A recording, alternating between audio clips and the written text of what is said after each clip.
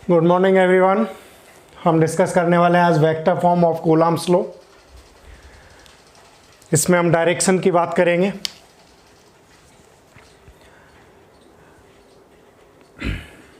देखो,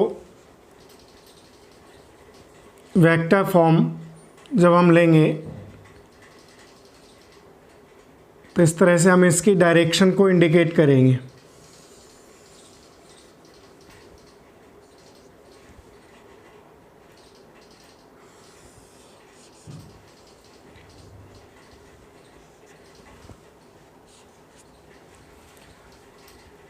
सपोज़ यहाँ हमारे पास कोई Q1 चार्ज है, यहाँ पे कोई Q2 चार्ज है। इनके ओरिजिन पॉइंट से पोजीशन वेक्टर्स R1 और इसके लिए हमने पोजीशन वेक्टर ले लिया R2।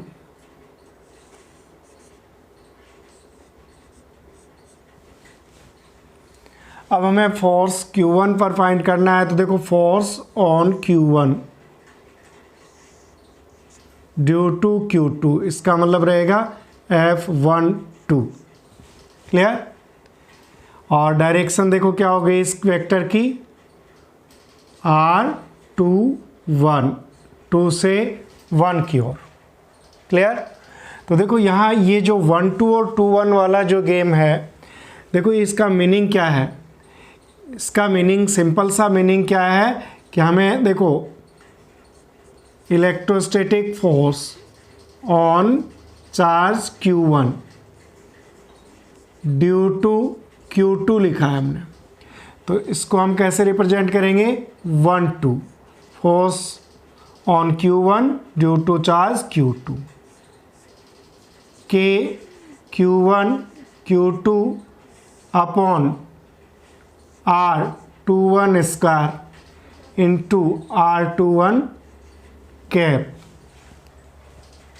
ठीक है, देखो यहाँ जो हम लेंगे ये क्या लेंगे, मैग्नीट्यूड लेंगे R21 इसकी क्या होगी, डायरेक्शन होगी। तो देखो R21 का मतलब डायरेक्शन फ्रॉम 2 to 1, 2 से 1 की ओर। और इसी को देखो क्या लिखूँ मैं, force on Q2 due to charge Q1। यदि हम इसको लें तो फिर देखो डायरेक्शन चेंज होगी। वो इसके लेंगे तो देखो डायरेक्शन ये आएगी, फिर ये रिपेल करेगा। तो ये अपने पास क्या हुआ, F21, और डायरेक्शन देखो अब ये बन गई R12 वेक्टर।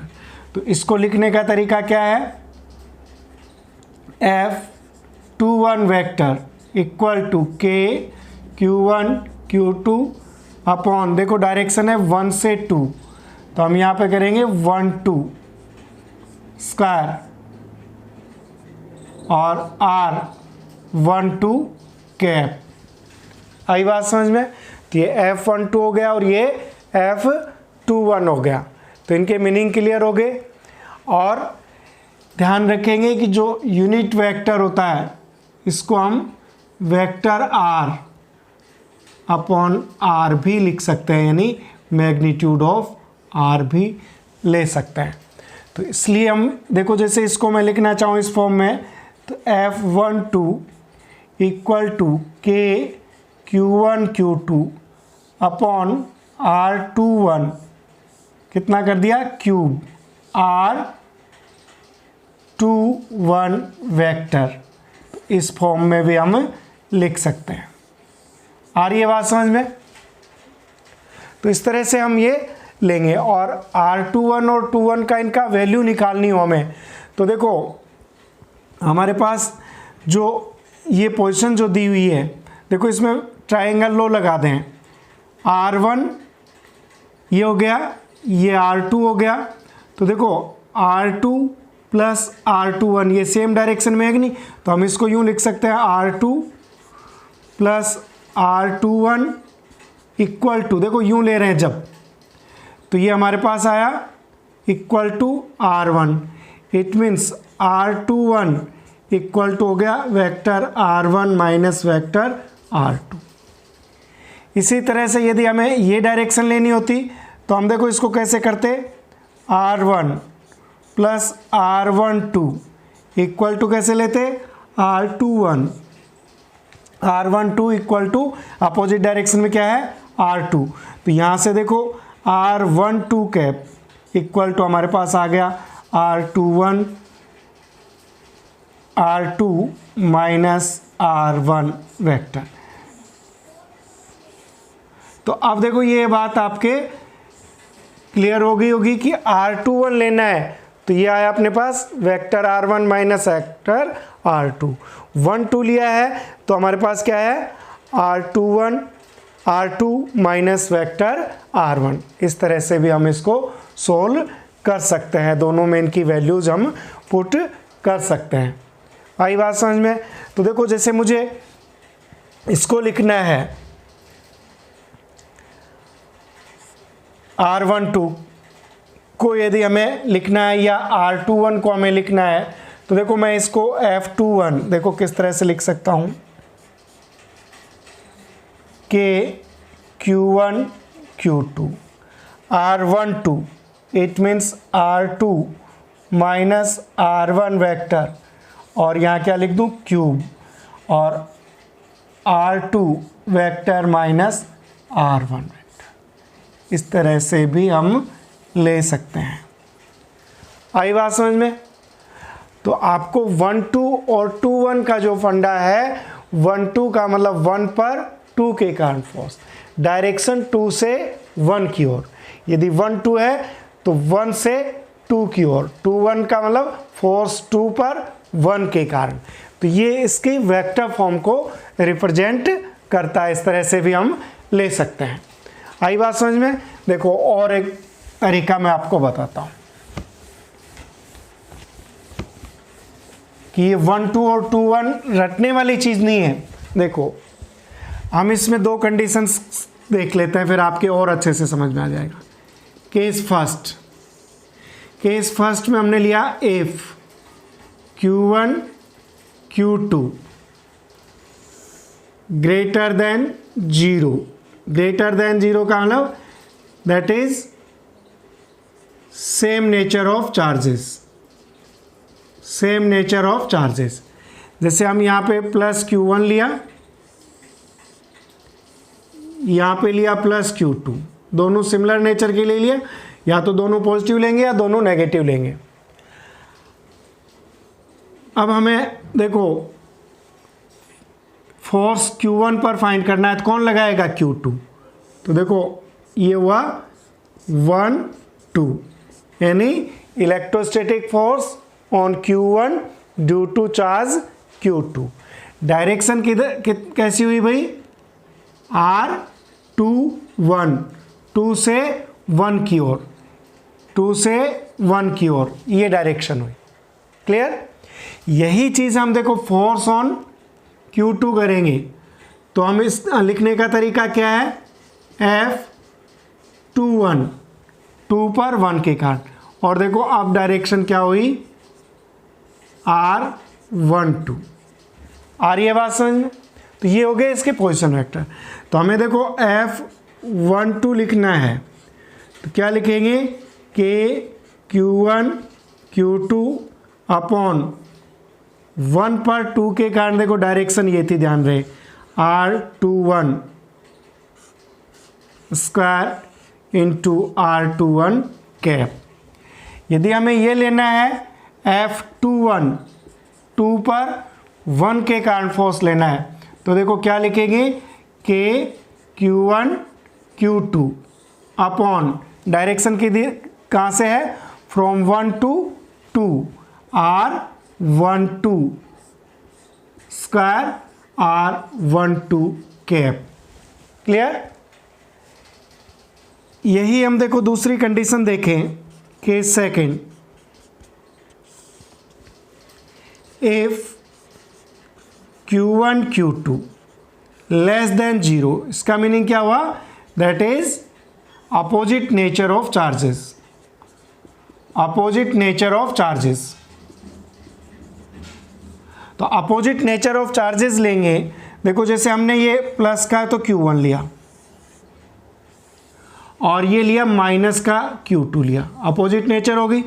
अब हम Q1 पर फोर्स फाइंड करेंगे तो देखो Q2 इसको अपनी ओर अट्रैक्ट करेगा, ये प्लस है ये माइनस, तो ये फोर्स क्या हुआ 1 2, और देखो डायरेक्शन भी कैसी हुई 1 2 वेक्टर 1 से 2 की ओर।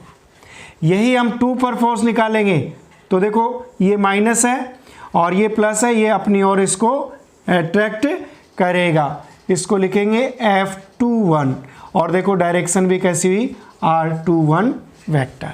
तो इसको लिखने का तरीका देखो F12 हमने लिया तो ये हुआ K Q1 Q2 upon R12 square into R12 cap.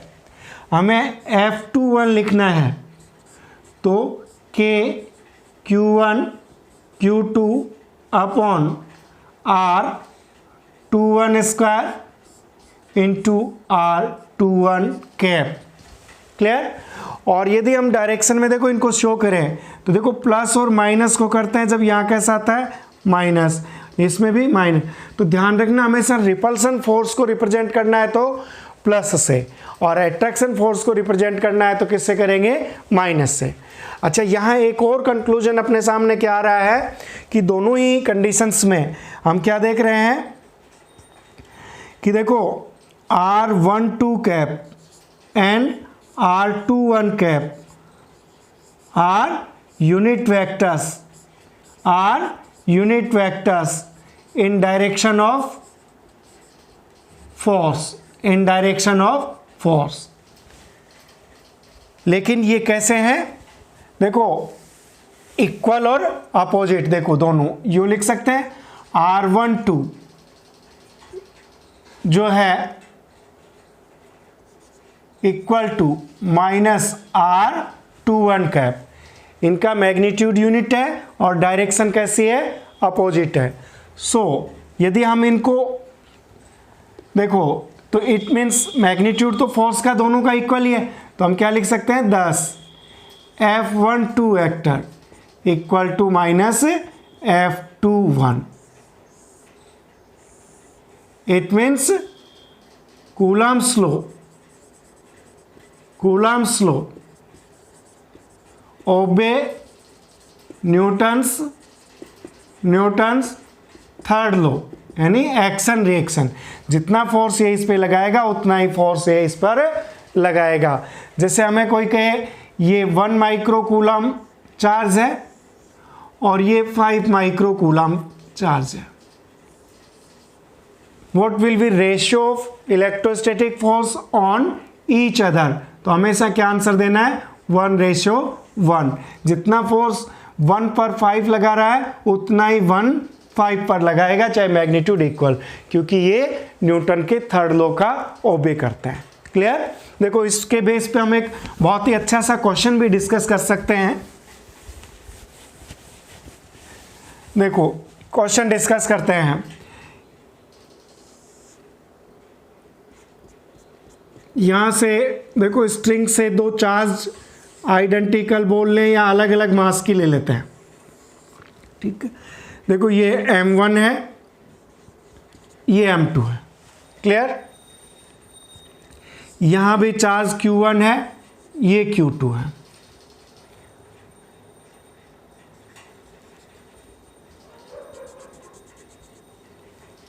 ये एंगल हमें θ1 और θ2 है वर्टिकल के साथ। तो अब देखो क्वेश्चन हमें कंडीशन अलग अलग हमें क्वेश्चन की मिल रही हैं। क्या? If Q1 greater than Q2 and M1 equal to M2, then relation between θ1 and θ2। ये क्वेश्चन हमें मिलता है। देखो मास दोनों के इक्वल हैं, चार्ज डिफरेंट है, तो चार्ज का कोई इफेक्ट आएगा क्या एंगल पर? नहीं, क्योंकि अभी क्या ना हमेशा इनका जो फोर्स रहेगा वो 1:1 रहेगा। फिर मास दोनों का इक्वल है, क्योंकि मास लेते हैं तो देखो ये M1G है और ये कैसा है M2G है, तो ये नीचे की ओर कैसा लग रहा है m1g। तो देखो ये इधर इसको लेके आ रहा है, ये इसको इधर लेके आ रहा है, फोर्स इलेक्ट्रोस्टैटिक फोर्स का रेशियो, तो ये दोनों इक्वल हैं, इसलिए θ1 इक्वल टू क्या रहेगा, θ2 रहेगा। इसी में देखो if Q1 equal to Q2 and M1 greater than M2, यहाँ चार्जेस इक्वल हैं, चार्जेस इक्वल अनइक्वल कुछ भी हो कोई फर्क, इसको हम कंसीडर नहीं करेंगे। मास में देखो m1g ग्रेटर देन, तो ये फोर्स ज़्यादा लगेगा, देखो ये इधर ज़्यादा लगेगा तो ये इसको इस तरह से रोटेट करके लाएगा। इट मीन्स θ1 लेस देन कैसा आएगा, θ2। आप समझ गए होंगे। If Q1 equal to Q2 and M1 less than M2, ये कम है ये ज़्यादा है, तो देखो ये इधर लाएगा, इट मीन्स अब क्या रहेगा, θ1 ग्रेटर देन θ2 रहेगा। समझ गए। तो इसको कंसीडर नहीं करना, इनका फोर्स हमेशा क्या रहेगा, 1:1 रहेगा, किसी भी कंडीशन में दी जाए। हमें मास के साथ एंगल को रिलेट करना है। आई बात समझ में। और देखो एक और आपको इसी में डिस्कस करते हैं अपन। हमें पूछता है superposition law, superposition law of charges. तो सुपरपोजिशन लॉ का मतलब नेट फोर्स जो रहेगा वो F1 plus F2 plus F3 plus जितने भी चार्जेस हैं उनके इंडिविजुअल फोर्सेस के वेक्टर सम के इक्वल रहेगा। देखो हम इसको समझते हैं कैसे। ये कोई सिस्टम ले लेते हैं, ये हमने कोई सिस्टम ले लिया,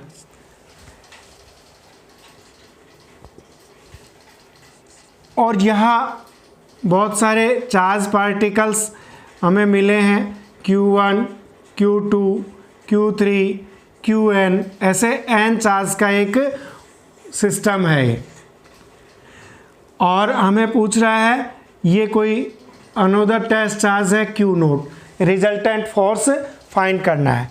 तो देखो ये ओरिजिन पॉइंट से हम इनके पोजीशन वेक्टर्स, सपोज Q1 का कितना है R1, Q2 का पोजीशन वेक्टर R2, Q3 का पोजीशन वेक्टर R3, इसी तरह से Qn का पोजीशन वेक्टर Rn, ये हमने लिए, और Q0 का R0, ये इनके पोजीशन वेक्टर्स ले लिए हमने। अब देखो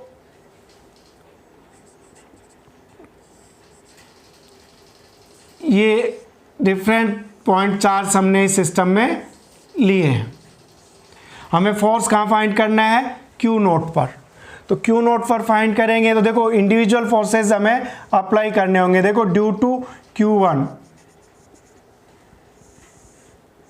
F01, Q0 पर Q1 के कारण लगने वाला force, force on Q0 due to Q1।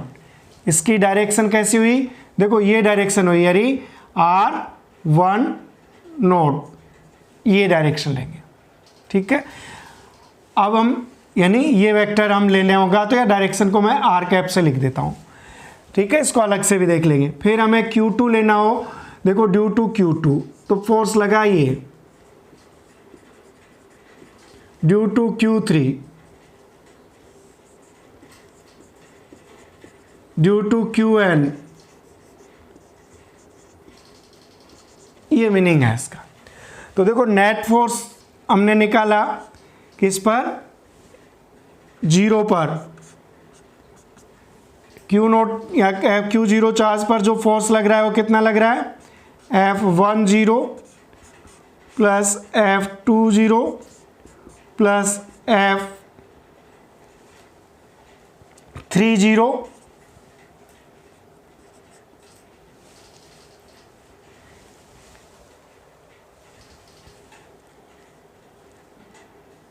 एक मिनट। देखो हमने ये जो इनकी डायरेक्शन में गड़बड़ नहीं करें, देखो हमें कहाँ निकालना था, Q0 पर, किसके कारण, 1 के कारण, तो 0 पर 1 के कारण, 0 पर 2 के कारण और 0 पर 3 के कारण, 0 पर n के कारण।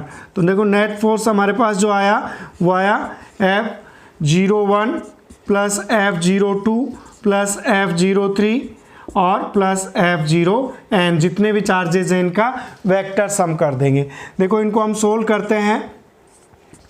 F01 तो देखो 0 पर 1 के कारण K Q1 Q naught upon, इनकी डायरेक्शन कैसी है 1 से 0 square into R10 cap plus K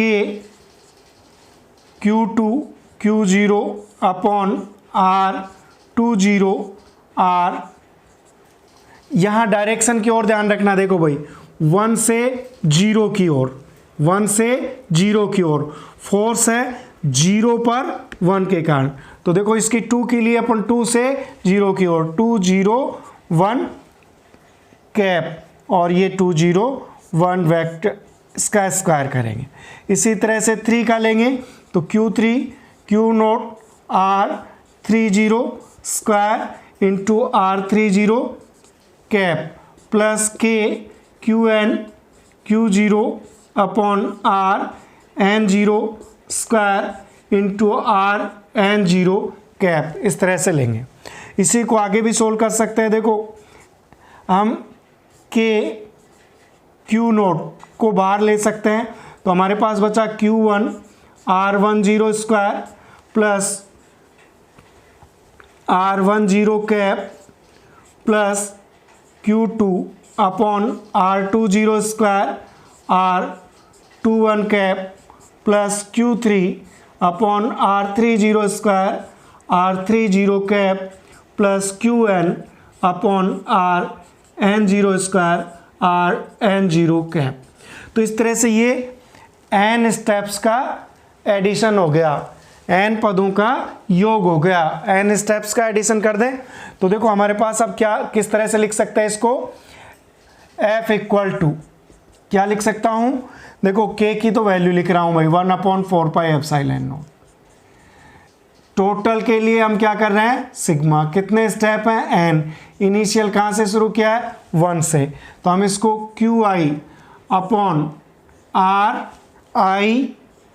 RI0 square into RI0 cap यूँ भी लिख सकते हैं। और इसी को देखो क्या लिख सकते हैं, F equal to Q naught upon 4 pi epsilon naught sigma n QI upon RI note